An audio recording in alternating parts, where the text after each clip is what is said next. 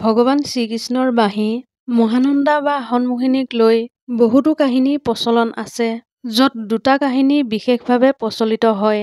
এটা কাহিনী হ'ল ভগৱান শিৱৰ লগত সম্বন্ধিত আৰু দ্বিতীয়টো কাহিনী হ'ল বাঁহগছৰ সৈতে জড়িত।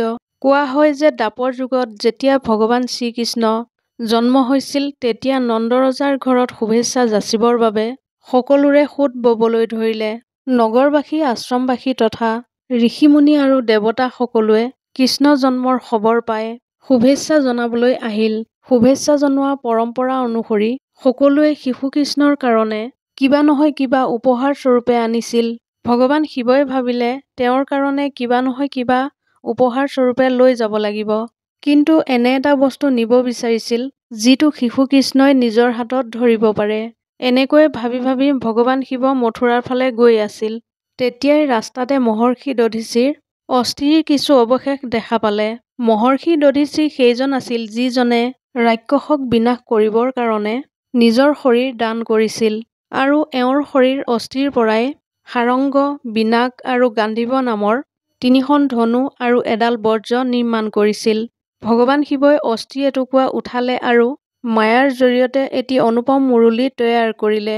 ইয়াৰ পাছত তেওঁ নন্দ ৰজাৰ ঘৰলৈ গৈ শিশু কৃষ্ণক দেখা পালে। তেতিয়া শিশু কৃষ্ণক বাঁহীটো উপহাৰ হিচাপে দি দিলে। শ্ৰীকৃষ্ণইও মহাদেৱৰ আশীৰ্বাদ বুলি ভাবি বাঁহীটো নিজৰ লগতে ৰাখি থলে। দ্বিতীয়টো কাহিনীৰ মতে শ্ৰীকৃষ্ণই প্ৰতিদিনে বাগিচালৈ গৈ সকলো গছলতাক কয় যে মই তোমালোকক বহুত ভাল পাওঁ। এনেদৰে কোৱা শুনি সকলো গছলতা অত্যাধিক প্ৰসন্ন হৈ পৰিল আৰু উত্তৰত সিহঁতে শ্ৰীকৃষ্ণক ক'লে, হে কৃষ্ণ, আমিও তোমাক বহুতেই ভাল পাওঁ। এদিনাখন হঠাতে শ্ৰীকৃষ্ণ বাগিচালৈ দৌৰি দৌৰি আহি পোনতে এজোপা বাঁহগছৰ ওচৰ পালেগৈ। বাঁহগছজোপাই কৃষ্ণক সুধিলে, কিয় ইমান দৌৰি আহিছা? তেতিয়া কৃষ্ণই ক'লে, এইটো বহুতেই কষ্টকৰ হয় যদিও তোমাক কথা এটা ক'বলৈ বিচাৰিছোঁ। তোমাক কিবা এটা বিচাৰিব খুজিছোঁ। তুমি দিব পাৰিবানে?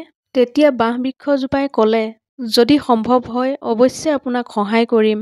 তেতিয়া কৃষ্ণই বাঁহজোপাক ক'লে, হে বৃক্ষ, মোক তোমাৰ জীৱনটো লাগে, অৰ্থাৎ মই তোমাক কাটিব বিচাৰিছোঁ।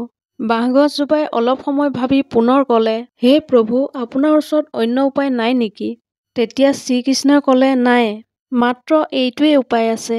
তেতিয়া বাঁহগছজোপাই পুনৰ ক'লে, ঠিক আছে, তেতিয়া মই স্বয়ং আপোনাক সমৰ্পিত কৰিব বিচাৰোঁ।